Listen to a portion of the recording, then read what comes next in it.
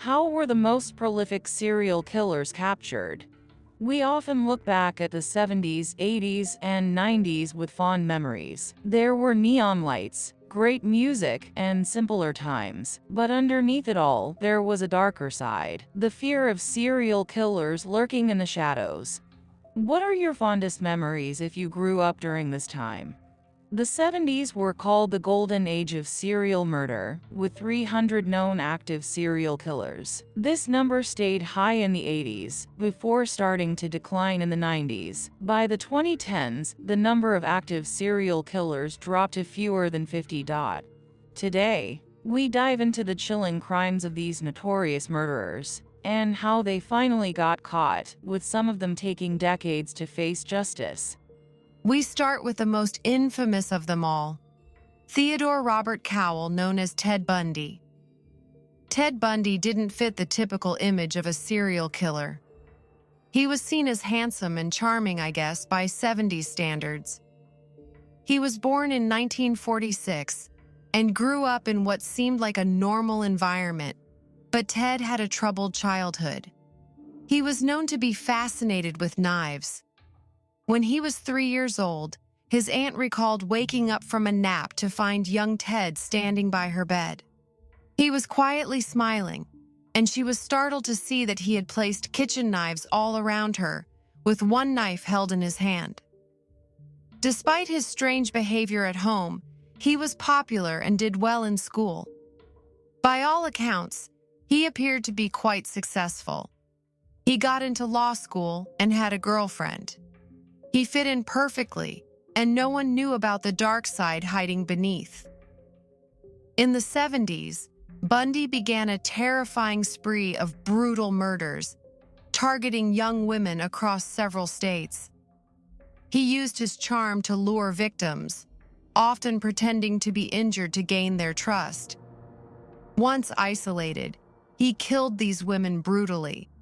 His last known victim was a 12-year-old girl called Kimberly Leach.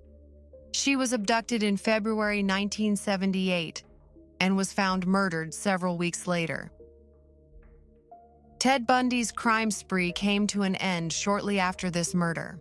Ted Bundy narrowly escaped capture multiple times before his final arrest. In August 1975, one of his victims, Carol Durant, identified him as her kidnapper. He was arrested and charged with attempted kidnapping. In March 1976, he was found guilty and sentenced to 1 to 15 years in prison. While serving this sentence, he became a suspect in several murders, leading to his extradition to Colorado in 1977 for the murder of Corinne Campbell. During a court hearing, he escaped by jumping from a second-story window but was caught 6 days later. In December that same year, he escaped again by crawling through a light fixture in his jail cell.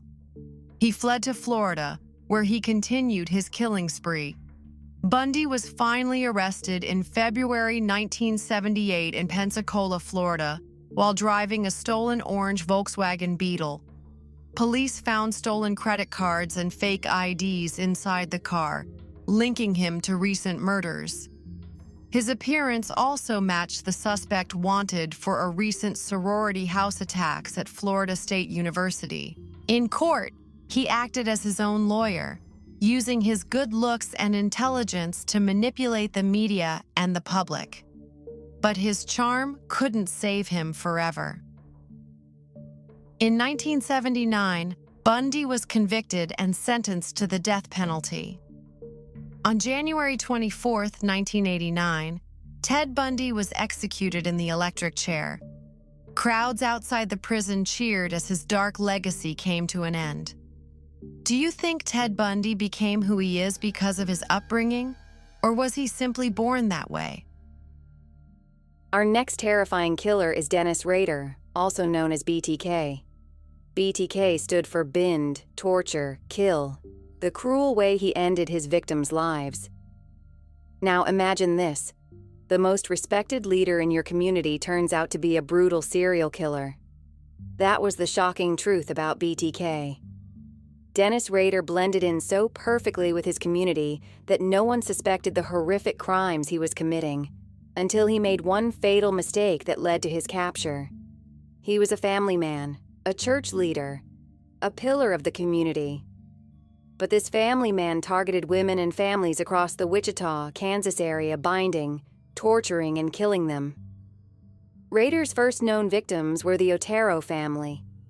On January 15, 1974, he murdered Joseph Otero, his wife Julie, and their 2 children, Joseph Jr. and Josephine, in their home in Wichita, Kansas.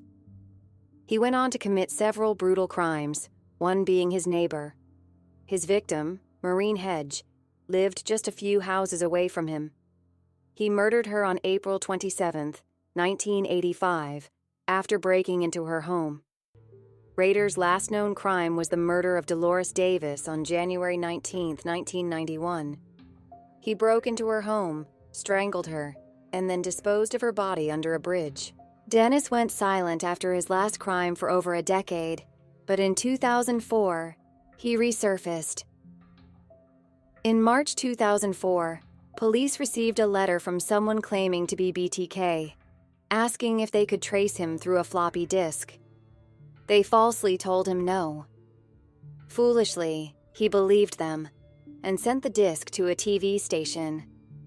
Investigators soon uncovered a hidden file on the disk, linking it to a computer at Christ Lutheran Church, where Rader was president.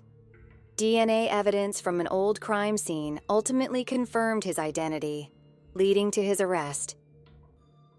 And just like that, Dennis Rader was identified as the brutal killer who has terrorized Kansas and gotten away with it for over 30 years. In 2005, Rader was arrested. The man who had lived a double life for decades was finally unmasked. He confessed to all 10 murders in chilling detail. He was sentenced to 10 consecutive life sentences. Rader is still serving time in El Dorado Correctional Facility in El Dorado, Kansas, for his crimes. Do you think Dennis Rader received the appropriate punishment for his crimes? Or does he deserve the death penalty? What are your thoughts on the death penalty? Comment below. My favorite serial killer capture is Joseph DeAngelo, the Golden State Killer.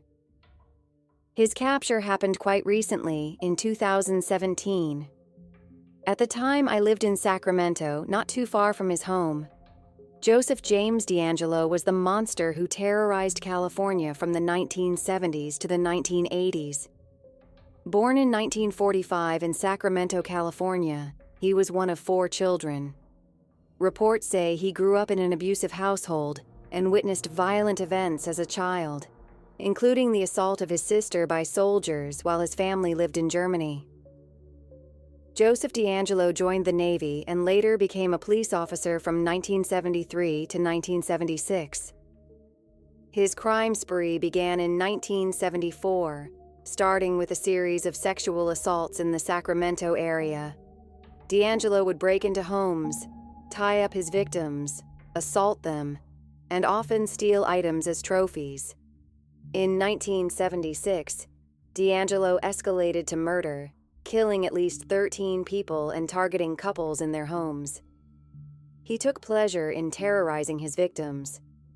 During his attacks on couples, he would sometimes place plates on the backs of the men and warn them that if the plates were disturbed, he would sever a body part from their partner and bring it to them. His crimes earned him various nicknames, including the East Area Rapist and the Original Night Stalker. DeAngelo was so sadistic that he would even call his victims years later to taunt them. His reign of terror ended in 1989. Joseph DeAngelo was captured in April 2018 after a breakthrough in forensic technology. For years, he had evaded capture despite committing at least 13 murders and 50 rapes across California between 1974 and 1986. In 2018, investigators used genetic genealogy to track him down. They uploaded DNA collected from his crime scenes to a public genealogy database, which helped them identify distant relatives of the killer. This method narrowed their search to DeAngelo. Detectives then collected a sample of his DNA from his trash, confirming the match. In April 2018, D'Angelo, who had been living quietly as a retiree, was arrested at his home in Placer County, California. In 2020, Joseph D'Angelo pleaded guilty to his crimes and received a sentence of life in prison without the possibility of parole. He is serving his time at the California State Prison in Corcoran. While Joseph D'Angelo is now behind bars, it's difficult to forget the lives he destroyed. It's a tragedy that he was able to live so much of the life that he stole from so many others. Here's to hoping the rest of his days are filled with the consequences he deserves. Herman Webster Mudgett, known as H.H. Holmes, is often considered one of America's first documented serial killers. Born on May 16, 1861 in Gilmanton, New Hampshire, Holmes came from a middle-class family. He was reportedly an intelligent child, but he was also known to have a dark side. As a young boy, Holmes was said to have enjoyed torturing animals, which foreshadowed his later violent tendencies. He studied medicine at the University of Michigan, where he was reportedly involved in unethical activities, including stealing cadavers to experiment on. After completing his studies, Holmes moved to Chicago. He worked in a drugstore, but through deception and fraud, built a large elaborate hotel which later became known as the Murder Castle. It was officially known as the World's Fair Hotel, built just in time for the Chicago World's Fair. From the outside, it looked like a regular hotel, but inside, it was a maze of horrors designed to trap and kill his victims. It featured dead-end hallways, soundproof rooms, trapdoors, and airtight chambers used for asphyxiation. Secret passages and chutes led to the basement, where Holmes had a dissecting table and a furnace for disposing bodies. In the Murder Castle, H.H. Holmes committed numerous horrific crimes, including murder, torture, and body mutilation. He lured guests, mostly young women, into his hotel, where he killed them using methods like asphyxiation, poisoning, and starvation. After the murders, he transported the bodies to the basement through secret chutes, where he dissected them, used acid vats to strip the flesh, and burned the remains in a furnace. Holmes then sold the cleaned skeletons to medical schools for profit. He also committed insurance fraud by taking out life insurance policies on his victims and collecting the money after their deaths. H.H. Holmes's last murders were of the Petteasle family. Benjamin Petteasle, his business partner, was killed in a plot driven by greed and the desire to collect insurance money. Holmes had convinced Petteasle to take out a life insurance policy, planning to stage his death and collect the payout. However, instead of faking Petteasle's death, Holmes killed him. He then tried to claim the insurance money using Petteasle's body, but when Petteasle's wife and children became suspicious and contacted the authorities, Holmes killed them too.